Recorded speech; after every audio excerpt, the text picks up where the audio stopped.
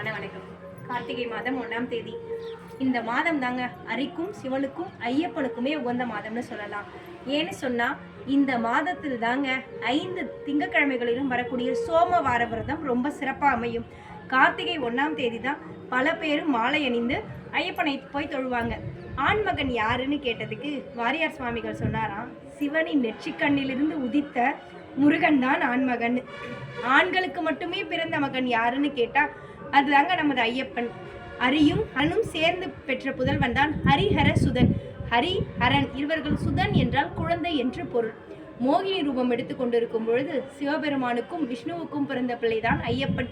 பிரம்மச்சரிய விரதத்தை சபரிமலையில் மேற்கொண்டிருக்கிறார். சபரிமலைக்கு போயிட்டு வந்தா எந்த கோயிலுக்கெல்லாம் போன பலன் உண்டு தெரியுங்களா? பஞ்சபூத தலங்கள் 5. இந்த 5 தலங்களுக்கு போயிட்டு வந்த பலனும், 60 வீடுகளுக்கு போயிட்டு வந்த பலனும், 7 மலை இருக்கக்கூடிய திருப்பதிக்கு போயிட்டு வந்த பலனும் மொத்தமா சேர்ந்து அந்த 18 படிகளை மிதிக்கும் போதே நமக்கு கிடைக்கும்னு நம் முன்னோர்கள் நம்புறாங்க.